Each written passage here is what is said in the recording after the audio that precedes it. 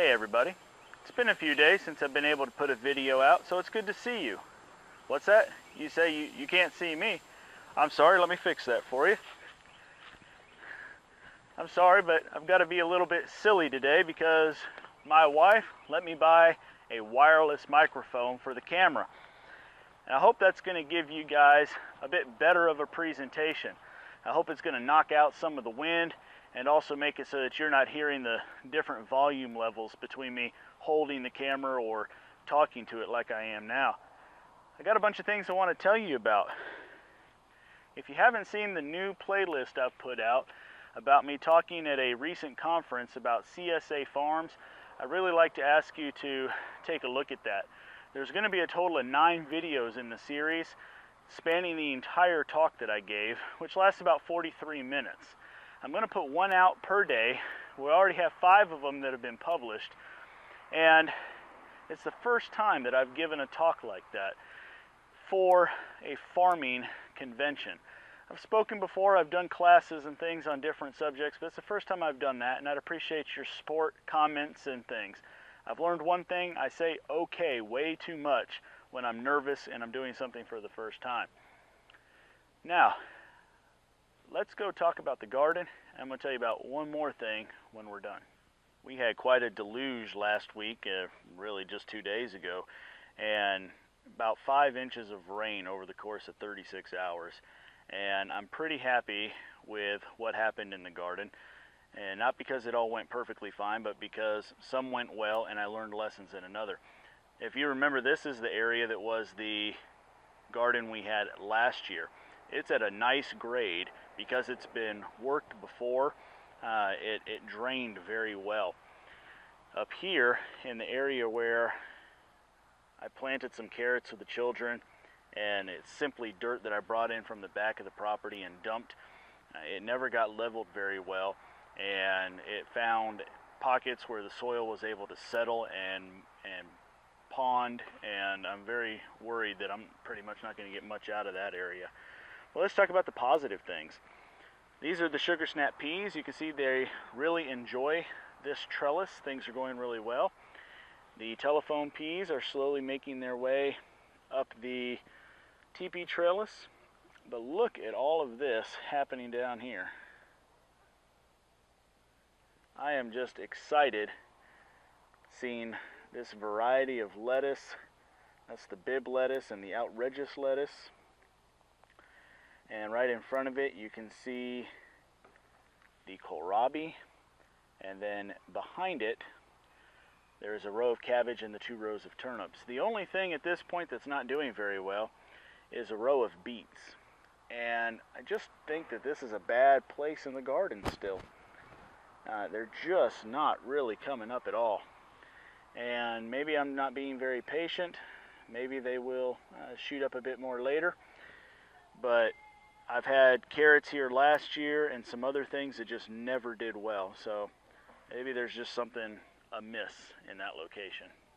Let's go take a closer look. This outrageous variety that we got from Baker Creek is a very good red romaine, and it is growing very well. I'm very excited to see that, and I've never had this bib lettuce before. We've never grown it, but it is doing very well as well.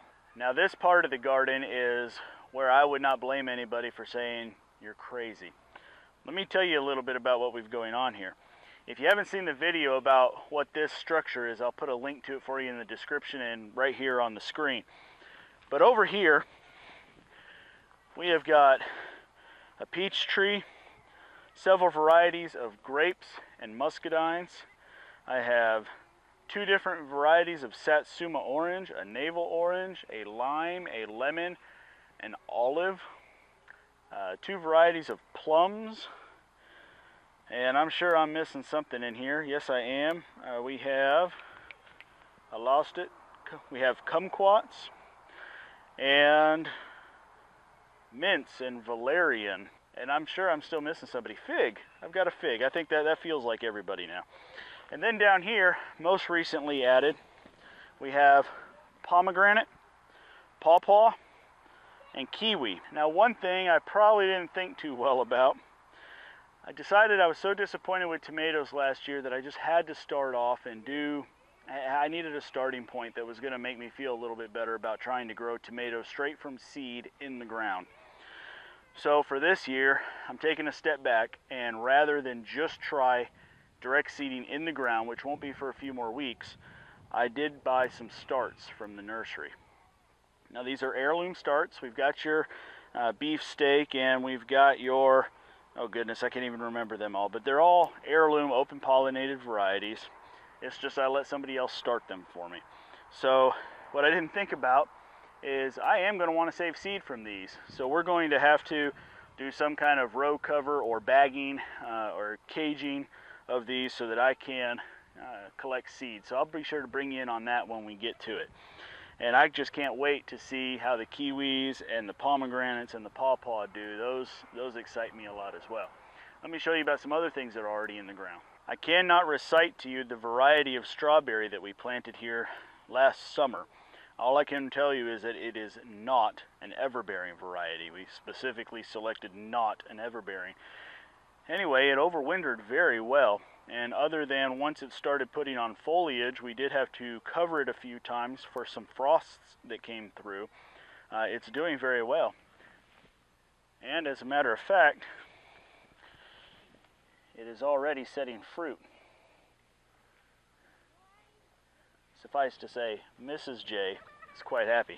This may not look like much to you, but about a month ago we purchased some roots for 2 different varieties of strawberry, and we planted strawberry around all 4 of the fruit trees that we already have in the ground.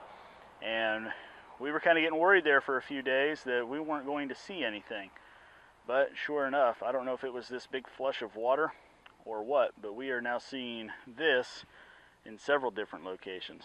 Right in the center of your screen there, that is strawberry coming out of the ground.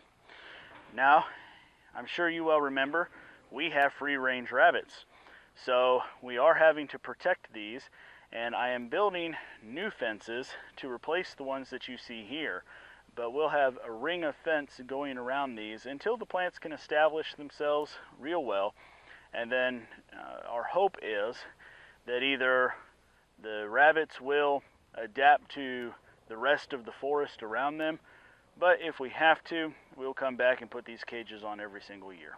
The last thing I want to talk to you about is Geoff Lawton's online Permaculture Design Certificate course.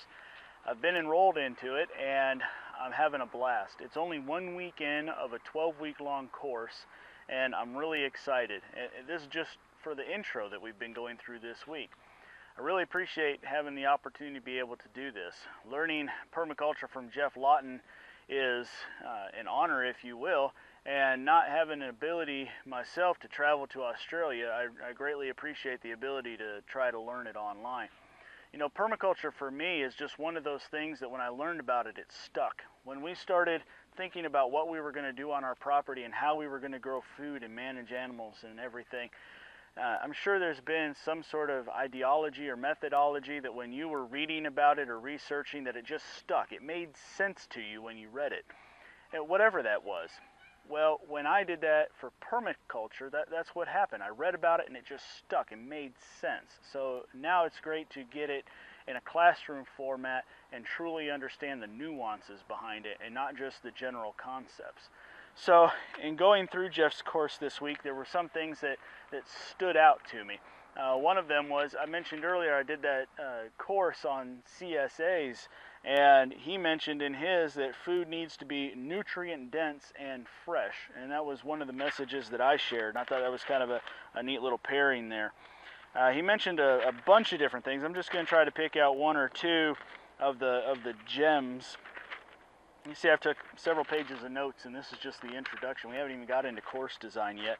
Here's one where he says that he wants us to be a better designer, consultant, and teacher than himself. And that's saying something for somebody who's been doing it for about 30 years now. So I know I'm not going to be there yet, but that is what we want from permaculture. It's not just a method for us to learn how to garden better on our own property. It's something that we want to turn into an opportunity to teach people the same thing he's teaching me now right here on the property, giving them practical examples and real world situations to look at. So Geoff, I'll take you up on that challenge, but give me a few years to, to try to catch up. There was one part where he was talking about several different varieties of plants and where they came from in their history and how they spread themselves around the world, and started talking about all sorts of things that just dominoed one to another. And he got to a point where he used these words. He said, "It is not all bad news if you know how to design the good news solution system." And I thought that was a pretty powerful message. And he also said here, as hunters and gatherers, we had a 10-hour work week. That's something that I'm very interested in. I think that we try too hard, and there's too many times where we don't have time, and it's probably because of the methods that we're using to accomplish certain tasks rather than the fact that we actually don't have the time. And his comment here was, what happened? So that's it for this update. New wireless microphone. The garden is growing well despite the heavy rainfall, and enrolled in the online permaculture design certificate course with Geoff Lawton. It's my hope that over the next 12 weeks that I can fill up this notebook, and that over the ensuing years I can wear this notebook out.